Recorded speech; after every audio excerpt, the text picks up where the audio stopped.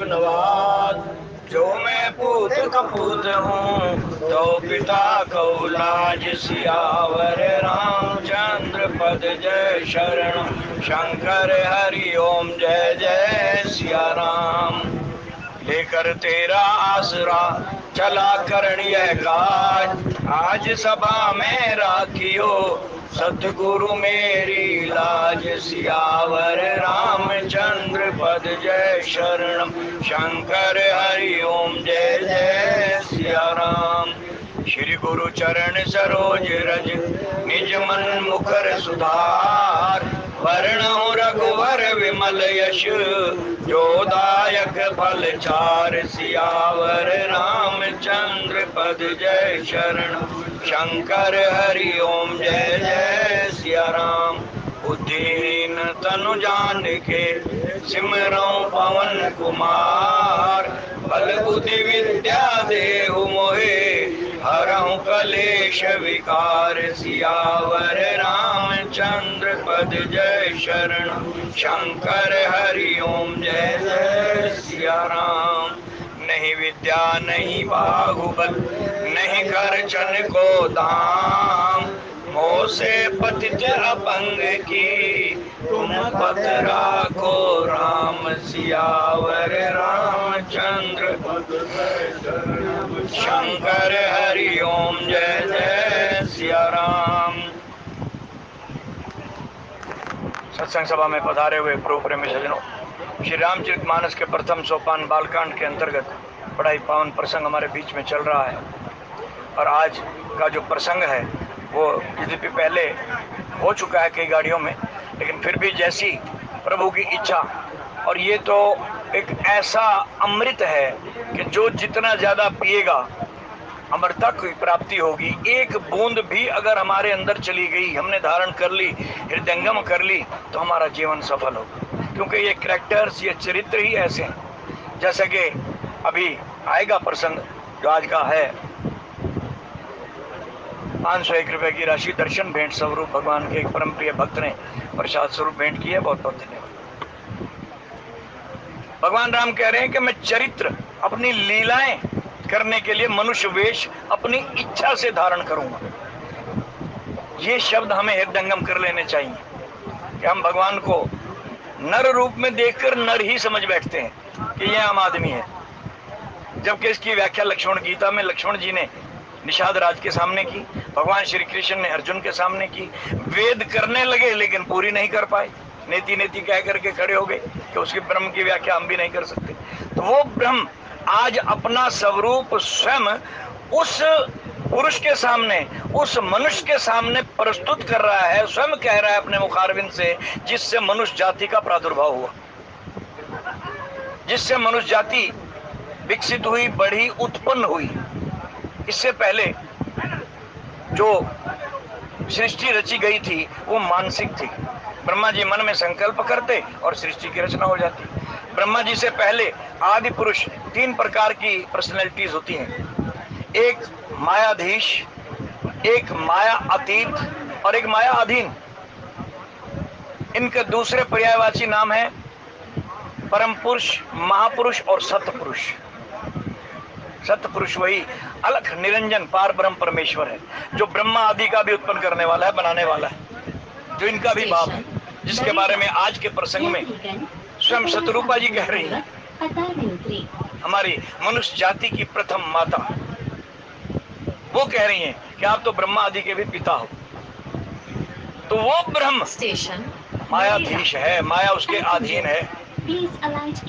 और एक माया अतीत, वो महापुरुष हैं जिन्होंने अपने तपोबल से, अपनी साधना से माया को जान लिया है, अर्थात वे माया से पार हो चुके हैं। माया उनका कुछ नहीं बिगाड़ती, ना धन का लोभ, ना किसी रूप का आकर्षण।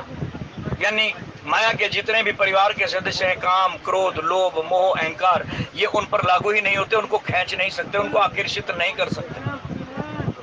वो माया अतीत हो गए, माया से ऊपर हो गए। पहले मायाधीश यानी सतपुरुष, फिर माया अतीत यानी महापुरुष, और फिर जीव जो माया अधीन है। अब जीव अल्पज्ञ है, अज्ञानी है, नाना प्रकार के कर्म करता है और उस पर लागू होते हैं, कर्मों का भुगतान करता है। परम पुरुष सत्य पुरुष कर्म करता हुआ दिखाई देता है, लेकिन कर्मों के बंधन में नहीं है। कर्म उस पर लागू नहीं होते।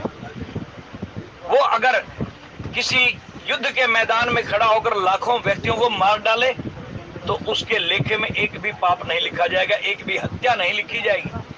और जीव जो माया अधीन है, अगर किसी एक जीव की भी हत्या करता है तो वो उसके लेखे में पाप के रूप में लिखी जाएगी, इसने पाप कर दिया और उस पाप का भुगतान करना पड़ेगा। लेकिन ब्रह्म इस कार्य करता हुआ दिखते हुए भी पाप और पुण्य से परे है, क्योंकि उससे बड़ा कोई है ही नहीं जो उसके प्रति किसी प्रकार की कोई दंड प्रक्रिया को निर्धारित कर सके। परम स्वतंत्र न सिर पर कोई, ये वो कह रहे हैं जिन्होंने साधना की। नारद जी, तुम परम स्वतंत्र हो, तुम्हारे सिर के ऊपर तो कोई है नहीं, बड़ा छोटा कोई है नहीं जो तुम्हें कुछ कहे, लेकिन आज तुम्हारा पाला माया अतीत यानी ब्रह्म के उस सतपुरुष से पड़ा है जो जान गए हैं कि ब्रह्म क्या है, माया क्या है, जो इनसे निवृत्त हो चुके हैं। लेकिन फिर भी प्रभु का खेल ऐसा अद्भुत है कि वो जब चाहें, जब जब उनके भक्त के हृदय में किसी भी प्रकार का कोई मायावी विकार जन्म लेता है तो वो लीला करते हैं। जो कर्म करते हैं वो उनकी लीलाएं हैं, और मनुष्य जो कर्म करता है उसके कर्मों का भुगतान करना पड़ता है।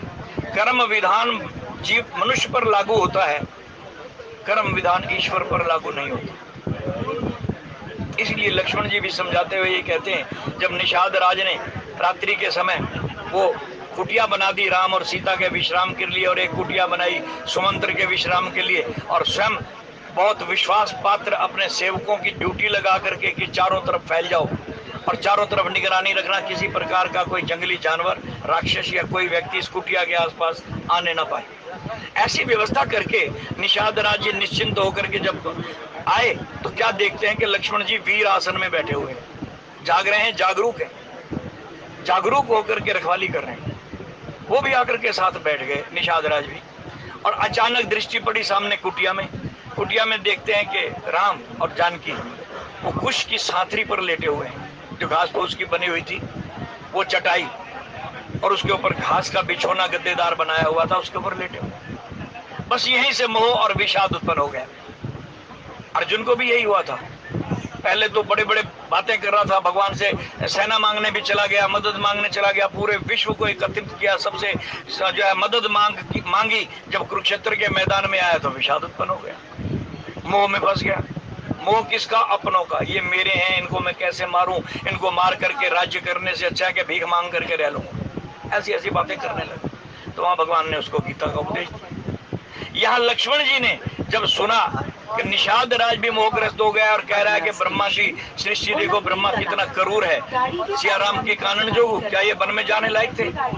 मासूम कोमल बच्चों को के भाग्य में वन लिख दिया, और राज्य देते देते अचानक पलटी मार गया। एक सायंकाल को इसको घोषणा होती है कि कल राम का राज तिलक होगा, और दूसरे दिन वनवास की सूचना। लेकिन ब्रह्म क्या है इसके बारे में, और फिर केकई को भी दोष दे रहा है। लक्ष्मण जी ने विस्तार से उसको ज्ञान दिया। इसी को लक्ष्मण गीता कहते हैं।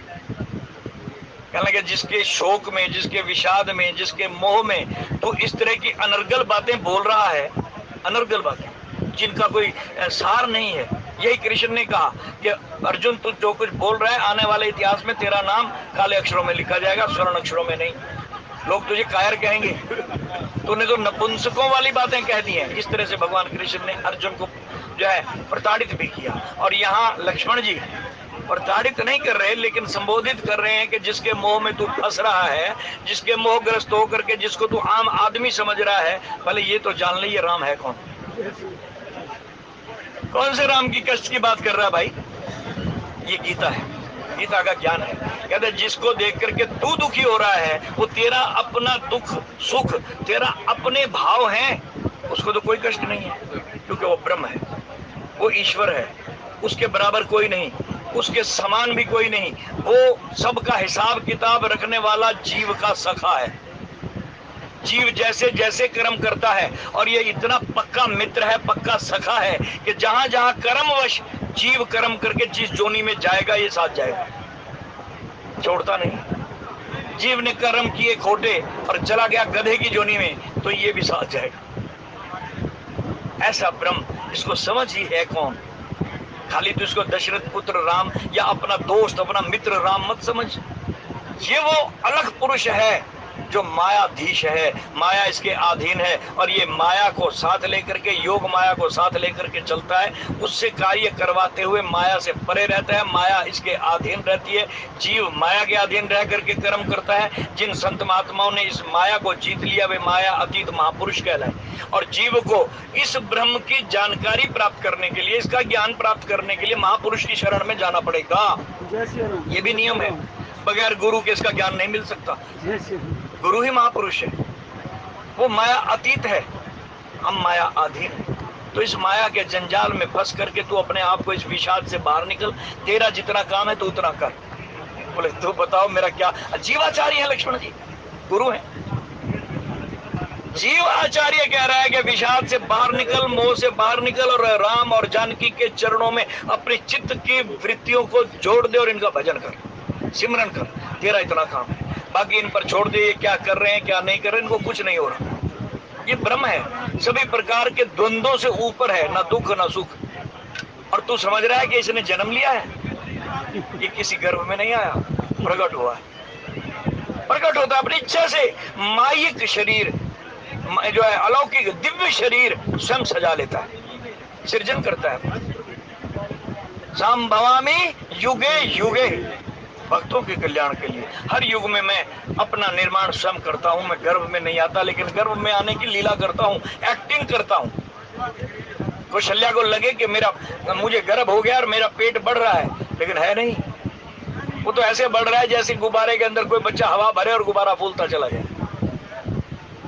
ऐसे ही भगवान ने नाटक किया है, लीला की है। और कौशल्या से जब जन्म का समय आया, उत्पन्न प्रकट होने का समय आया, तो कौशल्या को योग निद्रा में सुला दी, नींद आ गई। आंख खुली तो देखती है कि सामने एक दिव्य ज्योति, एक आकृति, एक प्रकाश पुंज मनुष्य की आकृति वाला चतुर्भुज रूप में खड़ा हुआ है, शंख चक्र गदा पद्म हाथ में लिए हुए सामने खड़ा है। ऐसा दिव्य प्रकाश जब आंखों को चुंधिया देने वाला प्रकाश आंखों पर पड़ा, तो कौशल्या कहती है, हे देव पुरुष, हे दिव्य पुरुष, तुम कौन हो?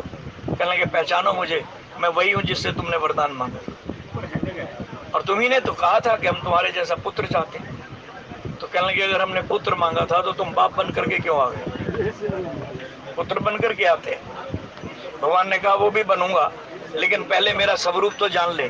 उनको दिव्य स्वरूप में अपना वास्तविक स्वरूप दिखा करके चतुर्भुज से दो भुजाओं वाले बने। धनुष बाण कंधे पर टांगा हुआ है, ये हाथ में बाण है, पीछे तरकश है। यही स्वरूप की कामना मनु जी महाराज ने की थी कि जो स्वरूप आपका शंकर के मन में बसा रहता है, जिस स्वरूप पर जो है काग भुषुंडी का मन भंवरा बन करके मंडराता रहता है, हमें वो स्वरूप दिखाओ। तो अब वही स्वरूप मैंने तुम्हें दिखाया था, वही तुम्हारे सामने प्रकट कर रहा हूं। दिव्य पुरुष चतुर्भुज से फिर दो भुजाओं वाले बन गए। धनुष बाण धारी किए हुए राम की आकृति सामने आ गई। तो फिर कहने लगे, अभी भी तसल्ली नहीं हुई, तुम तो बालक बन करके आने वाले थे। तो कहने लगे, लोग बालक भी बन जाते हैं। भक्त की इच्छा पूर्ति करने के लिए है प्रगट कृपाला, पहले प्रकट हुए, फिर दीन दयाला, कौशल्या हितकारी, फिर कौशल्या यानी भक्त के हित के लिए बालक बन गए। सुनी वचन सुजाना, फिर रोदन ठाना, कहने लगे बालक बन गया, माँ अब तो तसल्ली हो गई। फिर देखा अपने पेट को हाथ लगा करके कि मेरा पेट खाली कैसे हो गया, ये तो अभी फूल रहा था, लेकिन ये बालक कहां से आ गया? तो प्रगट होता है भाई, जन्म नहीं लेता, नाटक करता है, लीला करता है। यही लीला की समझ हमारी समझ से परे है, हमें समझ नहीं आती, और इसलिए महापुरुष का सानिध्य जरूरी है। महापुरुष सतगुरु ही हमें बताएगा कि ये क्या माया है, क्या लीला है, क्योंकि उनके नजदीक माया का परिवार जाता नहीं। काम क्रोध लोभ मोह अहंकार उसके नजदीक नहीं जाते, इसलिए वो माया अतीत होते। एक दिल्ली की सत्य घटना है, एक महापुरुष संत उस रोड से जा रहे थे जो बदनाम सी रोड है, और वहां पर जा रहे थे तो देखते हैं कि महल के ऊपर सामने कुछ दूरी पर एक नौजवान स्त्री बाल खोल करके रूप से बन करके अपना श्रृंगार कर रही है, सजावट कर रही है, और इधर उधर आते जाते पुरुषों को देख भी रही है। सोच रही है कि कोई मेरा ग्राहक आएगा, उसका पेशा यही था। इतनी देर में संत जी नजदीक गए, और संत जो है क्या कर रहे हैं, निरंतर उसके चेहरे को देखते जा रहे हैं, देखते जा रहे हैं। जब और थोड़ा नजदीक आए तो कहती है कि मैं तो सोचती थी कि ये संत है। श्री राम जय जय राम, लेकिन ये तो भगवा वेश धारण इसने महज नाटक कर रखा है, दिखावे के लिए धारण किया है कि लोग इसको संत समझें, मगर ये तो संत के भीतर कुछ और ही छिपा हुआ है। तुरंत बोल पड़ी, कहती जो हुस्न को बद नजर देखते हैं, शेर बोला उसने, जो हुस्न को बद नजर देखते हैं वो पहले अपना सर कलम देखते हैं, पहले अपना सर कटवा के आते हैं। जो इस तरह का नजरिया रखते हैं, मैं तो आपको संत समझती थी। अब संत तो उसको ज्ञान देने के लिए आए थे, जगाने के लिए आए थे। महापुरुष का काम यही होता है भाई। महापुरुष में और सतपुरुष में कोई भेद नहीं है, कोई फर्क नहीं है। सतपुरुष ही महापुरुष के रूप में आता है और हमें ज्ञान देता है गुरु बन करके। वही गुरु है, वही परमेश्वर है। गुरु परमेश्वर एक को जान, गुरुवाणी कह रही है, वो एक है। लेकिन जहां भी जाएंगे उन्होंने तो ज्ञान देना है, जीव को जगाना है। तुरंत उसी की भाषा में शेर बोला और कहने लगे, ना हमें तुझ से गरज, ना तेरे हुस्न से गरज, हम तो अपने मुसव्वर की कलम देखते हैं। उसने कहा जो हुस्न को बद नजर देखते हैं, पहले अपना सर कलम देखते हैं, वो कहते हैं ना हमें तुझ से गरज, ना तेरे हुस्न से गरज, हम तो अपने मुसव्वर की कलम देखते हैं। मुसव्वर कहते हैं चित्रकार।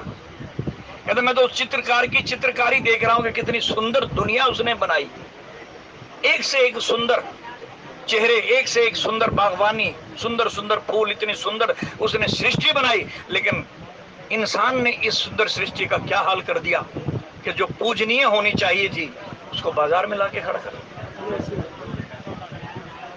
उसको बाजार में लाके खड़ा कर।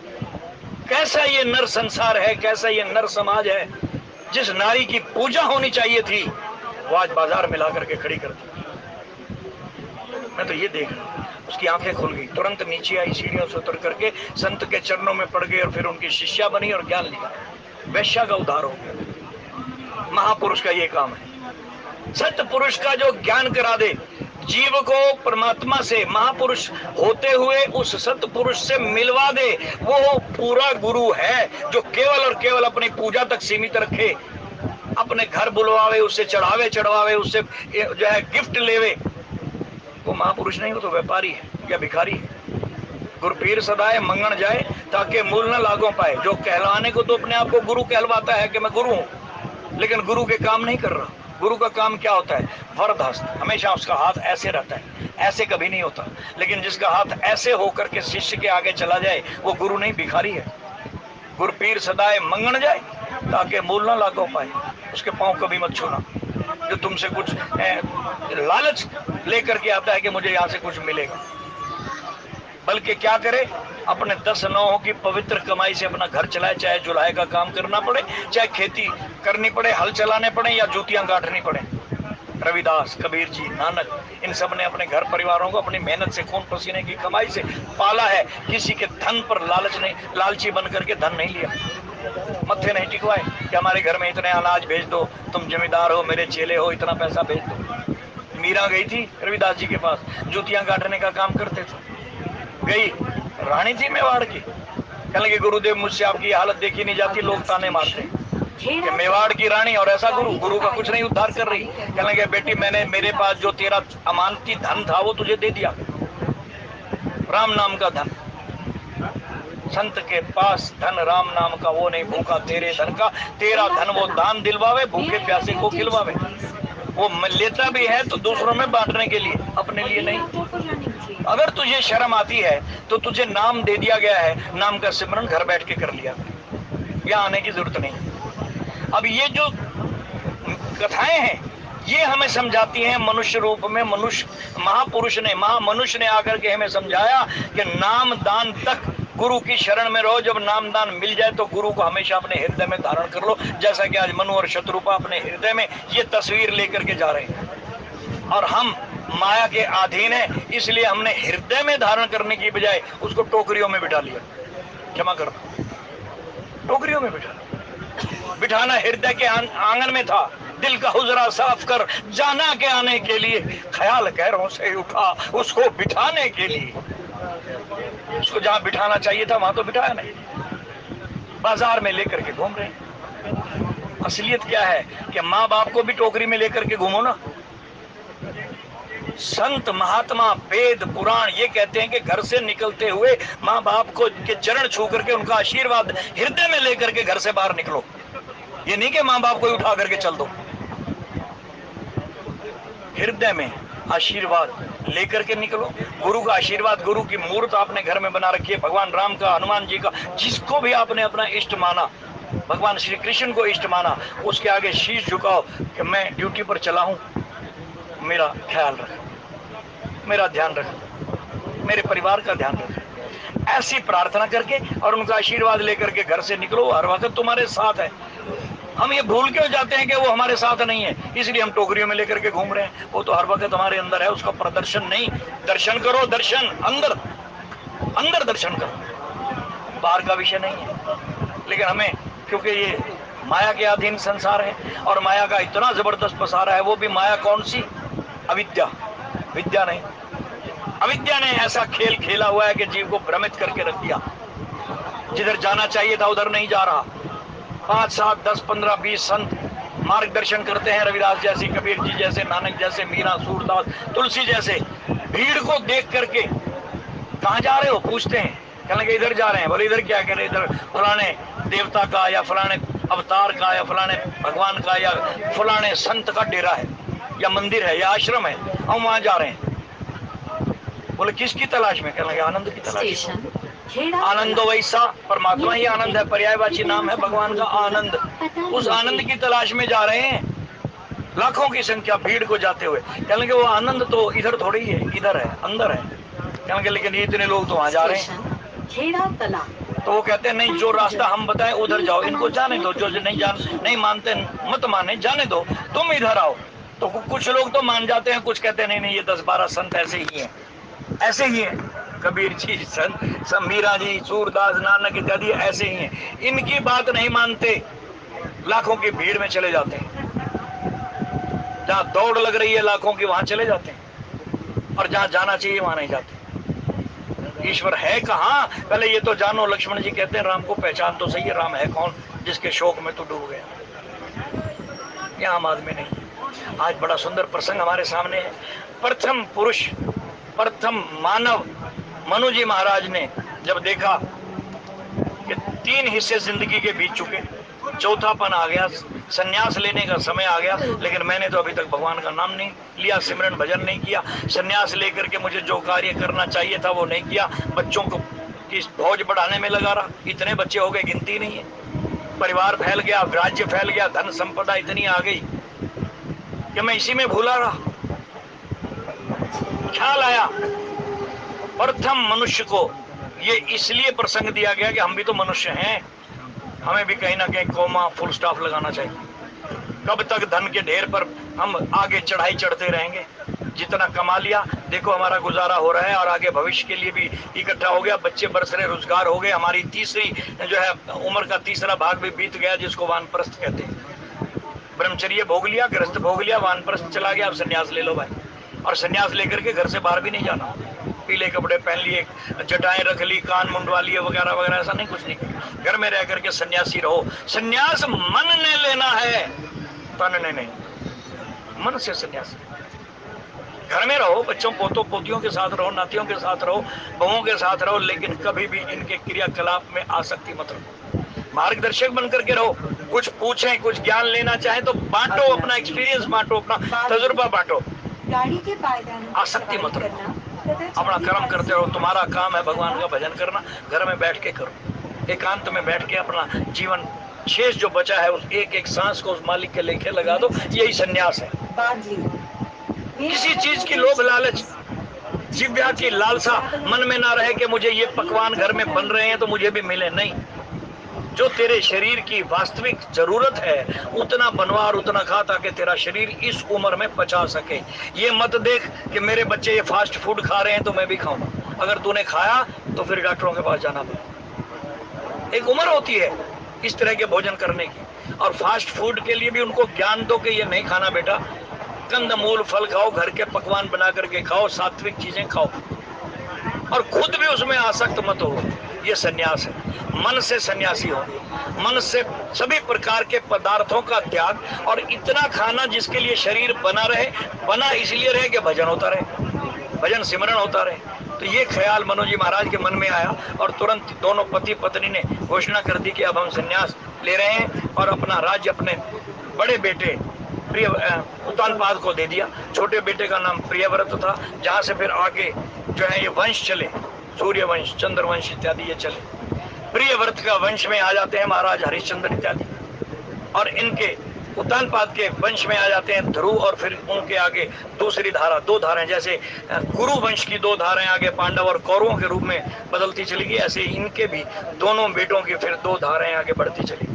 जैसे हमारे परिवार में दादा तो एक होता है, परदादा एक होता है, लेकिन आगे काका ताऊ चाचा का परिवार फिर बंटता चला जाता है। आगे हमें तो याद ही नहीं कि हमारे से 5वीं पीढ़ी में कौन सा हमारा पितर था, कौन बुजुर्ग था, लेकिन यहाँ आकर के धीरे धीरे बढ़ते चले। ऐसे ही ये परिवार दोनों भाइयों में दो धाराओं में, बाद दोनों सूर्यवंशी थे। इनके कुल में जितने भी राजा महाराजा हुए सब महापुरुष हुए, और इन महापुरुषों का जो सानिध्य था, इनकी जो देख रेख थी, वो गुरु वशिष्ठ को सौंपी, पुरोहिताई उनको दी गई। ब्रह्मा जी के पुत्र हैं गुरु वशिष्ठ, उनको कहा ब्रह्मा जी ने कि आप इस वंश की पुरोहिताई स्वीकार करो। कहने मैं ये काम नहीं करूँ। बोले क्यों? कहने इससे खोटा काम कोई और है ही नहीं, पुरोहिताई करना।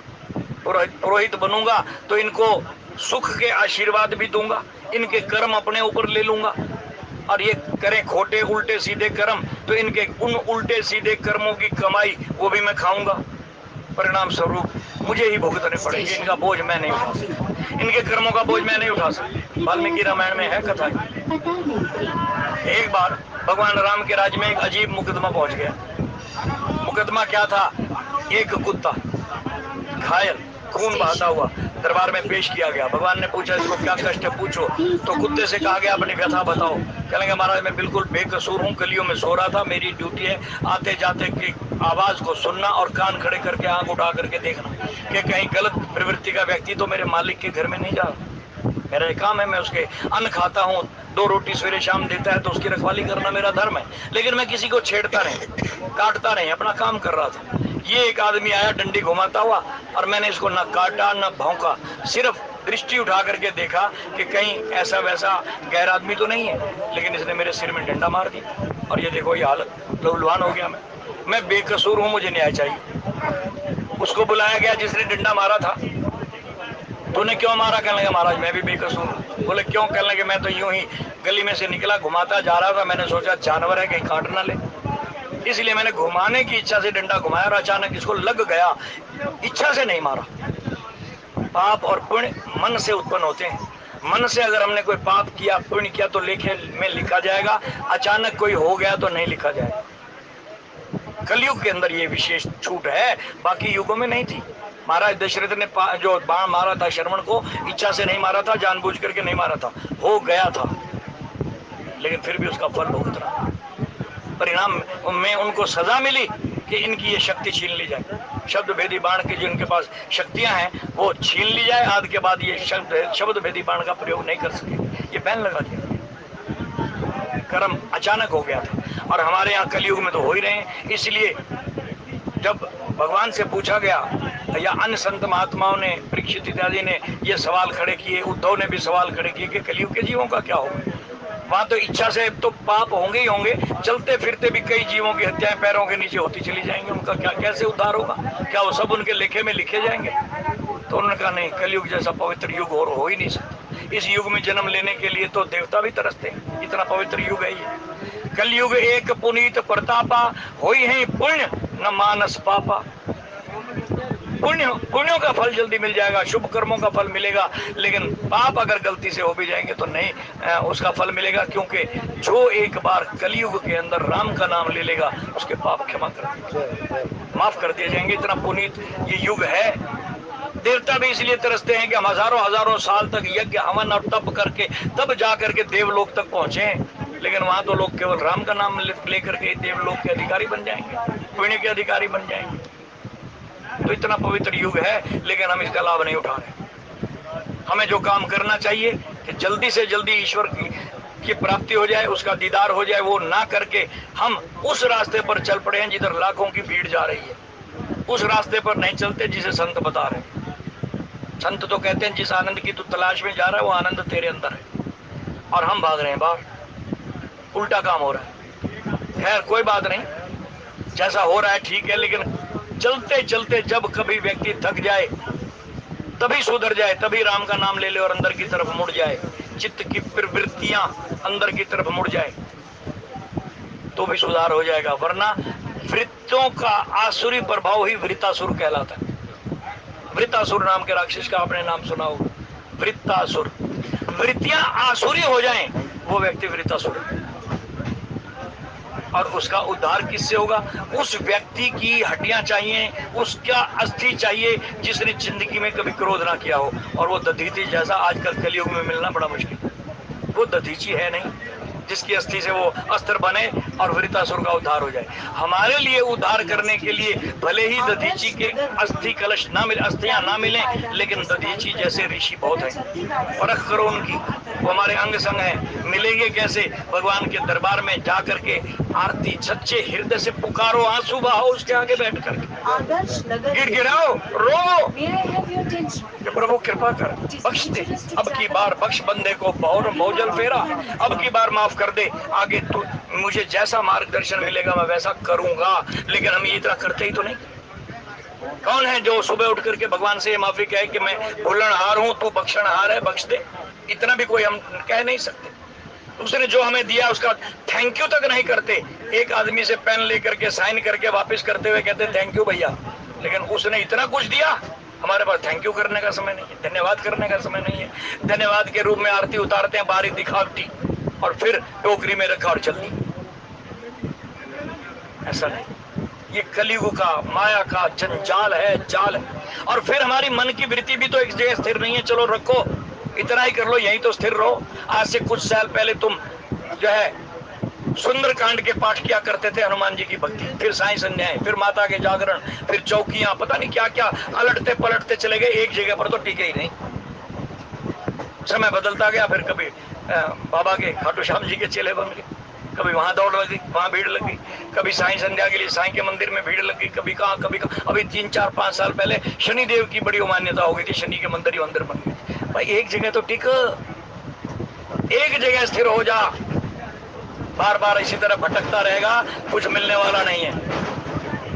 भटकते भटकते तो तेरे इतने जन्म निकल गए जिनकी तू गिनती भी नहीं कर सकता। अनगिनत जन्म तू ले चुका। ये जीव की हालत है। अब तो संभल। कैसे संभलेगा? महापुरुष की शरण में जा, वो तुझे सतपुरुष का भेद देगा, तब तू उसके जो है मिलाप के, उसके सानिध्य के बराबर हो सकेगा। तो मनु जी महाराज के मन में ख्याल आया कि अब मेरा चौथापन आ गया, अब मुझे कुछ अपने लिए अपना धन इकट्ठा करना चाहिए, यानी भगवान की शरण में जाना चाहिए। बड़ी कठोर तपस्या की, ये विस्तार से हम सुन चुके। 10 साल तक जो है अन्न के सहारे, 6 साल तक जल के सहारे, और फिर वायु के सहारे, इस तरह जबरदस्त तपस्या उन्होंने की है। तब करने के पश्चात एक बार नहीं, कई बार ब्रह्मा विष्णु महेश ये देवता उनको वर देने के लिए आए। वर मांगो, हम तुम्हारी तपस्या से प्रसन्न हैं। कहने लगे हाथ जुड़वा लो, हमारे आगे से चलेगा, हमारे सामने मत खड़े हो। अब जो महापुरुष बन चुके हैं, संत बन चुके हैं, उनसे अगर पूछे कि तुम्हारी क्या इच्छा है, क्या चाहते हो, तो कहने लगे हमारे ऊपर मेहरबानी इतनी करो कि हमारे आगे से हट जाओ, हमारा समय खराब मत करो। सिकंदर एक सन्यासी के आगे जाकर के खड़ा हो गया। तो सिकंदर ने उस सन्यासी से जब वार्तालाप हुआ तो सन्यासी ने कहा कि तू होगा पृथ्वी का राजा, या जीत लिया होगा तूने, लेकिन एक काम कर, मेरे आगे से हट जा, मुझ पर सूर्य की किरणें पड़ने दे। सन्यासी बीच में बाधा नहीं चाहते, किसी भी प्रकार की साधु महात्मा महापुरुष बाधा नहीं चाहते, उनकी लिव तो सत्पुरुष से लगी होती है। इसलिए वो कहते हैं कि हमसे बड़ा शहंशाह और कौन है। मन मर गया उनका, मन को जीत लिया उन्होंने। इच्छा गई और मनवा बेपरवाह, जिसको कुछ न चाहिए वही शहंशाह। सिकंदर कहता है मैं शहंशाह हूं, कहते तू शहंशाह है ही नहीं, तू तो भिखारी है। दूसरों को मार करके, दूसरों का धन लूट करके अपना घर भरना चाहता है। क्या तेरे यूनान में 2 रोटियां नहीं मिलती? इससे ज्यादा क्या खाता होगा? 4 खा लेता होगा, इससे ज्यादा क्या खाता होगा? लेकिन कितनी स्त्रियों को तूने विधवा बना डाला, कितने बच्चों को अनाथ कर डाला, और अभी भी तेरी तलवार चल रही है। कैसा शहंशाह है तू? शहंशाह मैं हूं जिसको कुछ नहीं चाहिए, आनंद में बैठा हूं, इसलिए तो कृपा कर मेरे आगे से हट जा। मनु जी महाराज ब्रह्मा विष्णु महेश तक को कहते हट जाओ, नहीं चाहिए तुम्हारे से कुछ, क्योंकि तुम भी माया अधीन हो, मैं भी माया अधीन हूँ। तुम भी माया के जाल में फंसे हुए हो, माया का दायरा तुम्हारे लोग तक है और मैं भी उसी माया का गुलाम बना बैठा हूँ। अब मैं समझ गया हूँ, मुझे अपने लिए कुछ करने दो, तुमसे कुछ नहीं चाहिए। बार बार प्रार्थना करते हैं। और इधर उसी मनु के इस प्रसंग को पढ़ने के बावजूद भी हम उस सत्य पुरुष की इंतजार नहीं करते, हम फिर भी माया अधीन होकर के इन देवी देवताओं को पूज रहे हैं। कोई कब्रों को पूज रहा है, कोई मजारों पे मत्थे टेक रहा है, कोई जहां जिसने कुछ बताया, जहां से स्वार्थ पूर्ति होती हुई दिखी वहीं भाग ली, यहां से स्वार्थ पूर्ति हो। लेकिन ये भी नहीं पहचाना कि स्वार्थ और परमार्थ में फर्क क्या है, परमार्थ का रास्ता कौन सा है, स्वार्थ का कौन सा है, ये तो जाना ही नहीं। लेकिन स्वार्थ की पूर्ति के लिए हम भाग रहे हैं। उन देवी देवताओं को पूज रहे हैं जो खुद माया के अधीन हैं, जो खुद माया के गुलाम हैं, जिनके यहाँ ये सब कुछ, यहाँ मृत्यु लोक में तो फिर भी काम क्रोध लोभ मोह ईर्ष्या इत्यादि इतना असर ना करते हो, लेकिन वहां तो बहुत ज्यादा है जिनकी हम पूजा कर रहे हैं। अरे उनका राजा इंद्र ही चैन से नहीं बैठ पाता, जब किसी को तपस्या करते हुए देखता है वहीं अप्सराएं भेज देता है, जाओ इसकी तपस्या भंग करो वरना मेरा राज्य छिन जाएगा। ऐसा डर, ऐसा लोभ, ऐसे काम वासनाएं, ये यहाँ से ज्यादा वहां है जिनकी हम पूजा कर रहे हैं, जिनसे हम कुछ मांग रहे हैं, जो खुद भिक्षुक हैं, उनसे हम मांग रहे हैं, वो हमें क्या देंगे। तो इसलिए ब्रह्मा विष्णु महेश से बड़ा कौन देवता होगा। मनु जी महाराज ने कह दिया मेरे आगे से हट जाओ, हमें कुछ नहीं चाहिए, तुमसे कुछ लेना ही नहीं। तो बोले किससे लोगे, बोले हम उनसे लेंगे जो तेरा भी बाप है। ब्रह्मा विष्णु महेश तेरे जैसे एक नहीं, जिसके एक एक रोम में कोटि कोटि ब्रह्मांड पल पल में पैदा होते हैं, और हर ब्रह्मांड में तेरे जैसे करोड़ों ब्रह्मा पल पल में पैदा होते हैं और पल पल में मरते हैं। उन ब्रह्मांडों का जो नायक है तेरे जैसे ब्रह्मा, तो उसके रोम रोम में लटक रहे हैं। विष्णु ब्रह्मा शंकर इत्यादि, इनसे हमने कुछ नहीं लेना, हमें तो उनसे लेना है जो तुम्हारा भी बाप है। कह कह करके चले गए। आखिरकार आकाशवाणी हुई, मांग मांग यह नभ भई वाणी। नभ माने आकाश, वाणी माने आवाज, वो शब्द गूंजा, जो शब्द हम सब के अंदर है भाई, और इस शब्द का भेद सिर्फ महापुरुष ही बता सकते हैं। वो शब्द ब्रह्म ईश्वर हम सब के अंदर है। शब्द सने ही सो गुर पूरा, वो चरणन की हो जा धूरा। ऐसे चरणों की धूलि का कण बन जा जो शब्द स्नेही है, जो शब्द का भेद जानता है, ब्रह्म का भेद जानता है, उसकी शरण ले। जो खुद ये कहे कि हम ब्रह्मस्मि, मैं ही ब्रह्म हूं, वो क्या तुझे भेद देगी। इसलिए वो आकाशवाणी हुई, और आकाशवाणी जब कानों में पड़ी तो उनका शरीर तपस्या करते करते कंकाल मात्र रह गया था, मां सूख गया। आवाज पड़ते ही, शब्द गूंजते ही, शब्द से जीवन स्फूर्त हो उठा, दोबारा नया जीवन मिल गया। ये सारी सृष्टि शब्द से उत्पन्न हुई है और शब्द के सहारे चल रही है, और शब्द ही इसके अंदर है। गुरवाणी खोल करके बता रही है, शब्द है धरती, शब्द है आकाश, शब्द है शब्द भया प्रकाश, सगली सृष्टि शब्द के पास है। नानक शब्द घट है, घट आज है। वो शब्द है कहाँ, कण कण में। जो कण कण में रमी हुई पावर है, शक्ति है, उसी का नाम राम है, वही शब्द है। वो शब्द जब गूंजा तो इनके अंदर एक नई स्फूर्ति आ गई, और इन्होंने शब्द को सुनने के बाद कहा कि जिसकी वाणी सुन करके, जिस शब्द से हमारे अंदर नव जीवन का जो है प्रादुर्भाव हुआ है, हम उसके दर्शन करना चाहते हैं, वो हमारे सामने प्रकट हो, और हम उस रूप में उसके दर्शन करना चाहते हैं जिस रूप को भगवान शंकर अपने हृदय में बसाए रखते हैं, जिस रूप के ऊपर काक भुषुंडी के मन का भंवरा जो है वो मंडराता रहता है, और जिसकी व्याख्या करते करते वेद भी नीति नीति कहते, उसका उस स्वरूप के दर्शन करना चाहते हैं।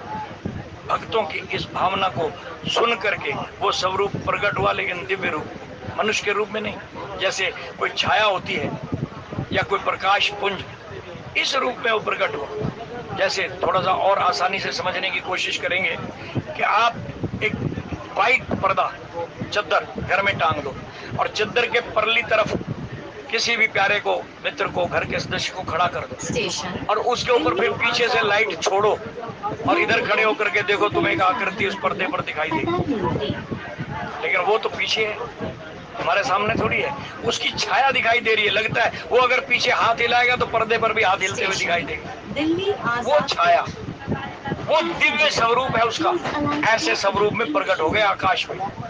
जब सामने आए तो हाथ जोड़ करके दोनों पति पत्नी मनु और शत्रुघ्न ने उनका अभिवादन किया, स्तुति की और उनसे कहा आपसे कुछ मांगना। बोले मांगो, क्या चाहते हो, किसके लिए तप कर रहे हो? कहने लगे महाराज मनु से पहले कहा कि आप मांगिए। कहने लगे मैं मांगूंगा लेकिन लोग मुझे पागल कहेंगे, क्योंकि मैं जो मांगने जा रहा हूँ वो एक ऐसी वस्तु में मांगूंगा जो कोई सोच भी नहीं सकता। और अब तो भले ही लोग मुझे पागल कहें, मूर्ख कहें, जो भी कहें, मैं वो मांग रहा हूँ जो आज तक किसी ने नहीं मांगा हो। और फिर आप तो दिल की बात जानते हो, अंतर्यामी हो, सब जानते हो। और आपसे बड़ा देने वाला और हो भी कौन सकता है? आपसे बड़ा दानी भी कोई नहीं। इसलिए आपसे मांग रहा हूं, दानी शिरोमणि स्वामी सदा नाथ कहूं सति भाव, चाहूं तब समान सुत प्रभु सन कवन दुराव, सियावर राम जय जय राम, मेरे प्रभु राम जय जय राम। लोग पागल कहेंगे मुझे कि जगत के पिता जो ब्रह्मा आदि का भी बाप है उसको पुत्र रूप में मांग रहा है। प्रभु मुझे तुम्हारे जैसा पुत्र चाहिए, बेटा चाहिए। भगवान मुस्कुराए, कहने लगे मनो तेरी मनुष्य जाति सारी तेरी संतान है, तेरे इतने बच्चे हो गए, इतने पुत्र पुत्रियां हो गई, दोते पोते हो गए, संसार इतना बड़ा हो गया कि मनुष्य जाति ही बढ़ती चली जा रही है। वो सारा उनका मूल बीज तो तू ही है, फिर भी तेरा पुत्रों से मन नहीं भरा, अभी भी तू और पुत्र चाहता है? कहना हाँ प्रभु एक और दे दो। बोले उसमें क्या खासियत हो? बोले आप जैसा तो एक भी नहीं है। पुत्र तो बहुत हो गए, पोते भी हो गए, नाती भी हो गए, पूरी मनुष्य जाति मेरी संतान है, लेकिन आप जैसा एक भी नहीं। मुझे तो आप जैसा चाहिए, चाहूं तब समान सुत, तुम्हारे जैसा बेटा चाहिए। अब भगवान को भी चक्कर में डाल देते हैं कई बार भक्त। और ब्रह्म सोच रहा है कि मेरे जैसा पुत्र मांग रहा है तो मेरे जैसा है कौन? ब्रह्मा नहीं, विष्णु नहीं, देवी देवताओं में से कोई, शंकर इत्यादि कोई मेरे समान नहीं है, कोई भी मेरा स्थान नहीं ले सकता। इसलिए मैं सिर्फ एक हूँ, अकेला हूँ, और ये मेरे जैसा पुत्र मांग रहा है। तो इसलिए कह दिया कि भक्त की इच्छा तो पूरी करना मेरा धर्म है, काम है, इसने मांगा है तो देना पड़ेगा। कहने लगे नृप तब तने हूँ मैं आई, आपन समान खोजूं कहाँ जाई। अब तूने मेरे जैसा पुत्र मांगा तो अपने जैसा कहाँ ढूंढने का? मेरे जैसा तो केवल मैं ही हूँ, मेरे जैसा ना ब्रह्मा है, ना विष्णु है, ना महेश है, ना 33 करोड़ देवी देवताओं में से कोई है, कोई भी नहीं, अकेला मैं ही हूँ। मेरे जैसा मांग रहा है तो मैं तुझे वचन देता हूँ कि मैं तेरे घर में मैं ही आऊंगा। अपन सरिस खोजूं कहाँ जाई, नृप तब तने हूँ मैं आई, तेरे घर में मैं ही आऊंगा, मेरे जैसा नहीं, मैं खुद आऊंगा। और कैसा? अकेला नहीं आऊंगा, अंशन सहित ले आऊंगा अवतार, मैं अपने अंशों सहित अवतार लूंगा, क्योंकि मुझे और भी बहुत से कार्य करने हैं। जब भगवान, जैसे हम किसी बाग को खरीद लें और साल 6 महीने में कभी कभार जाना हो, माली लोग कहें कि महाराज आइए अपने फसल तो देख जाइए, जो बाग आपने खरीदा था उसके अंदर कैसे कैसे फल फूल लगे देख तो जाइए। तो हम कभी चले जाएं देखने के लिए तो फिर एक काम थोड़ी करके आएंगे, कई काम करके आएंगे, बागीचा भी देखेंगे, फल फूल भी देखेंगे, माली को समझा के भी आएंगे कि यहाँ ये कमी है, इसको दूर करना है, सब एक नहीं कई काम करके आएंगे, खाली देख करके नहीं आ जाएंगे। तो भगवान कहते हैं मैं आऊंगा, लेकिन एक काम थोड़ी है, सारे जो पेंडिंग काम पड़े हैं वो सारे निपटाऊंगा, अपने भक्तों को खुश करूंगा। हजारों हजारों साल से जो मेरी आस लिए बैठे हैं, पिछले कल्पों से जो आस लिए बैठे हैं, कल्प बदल गए लेकिन अभी तक दर्शन नहीं हुआ, उनके पास भी जाऊंगा।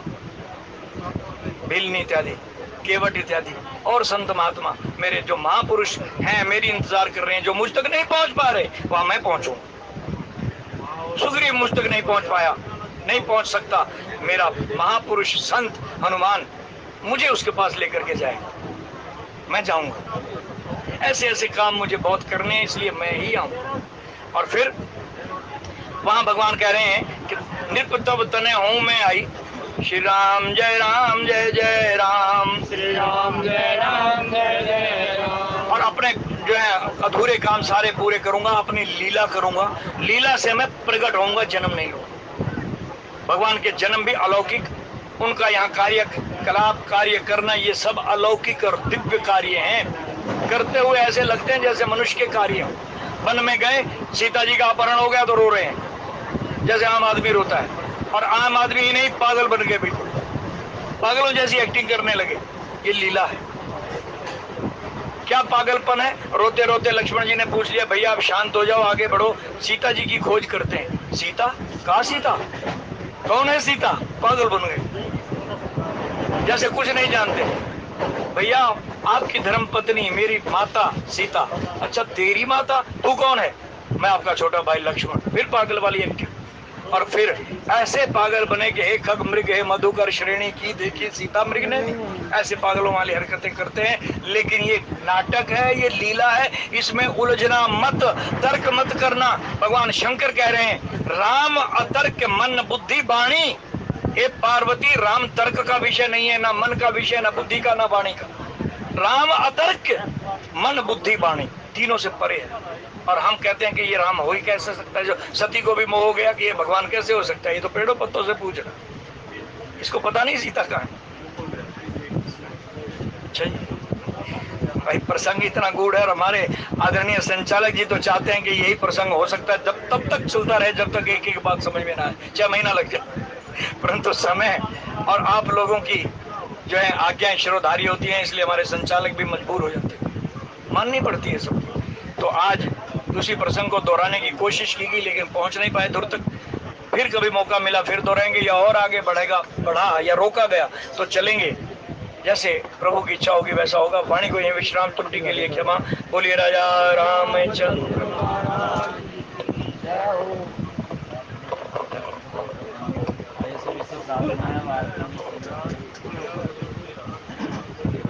आरती श्री रामायण जी की तीरथ कलित ललित गावत ब्रह्मादिक मुनि नारद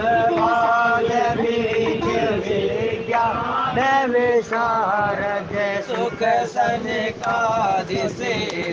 अरु सारद सुत की आरती श्री रामायण।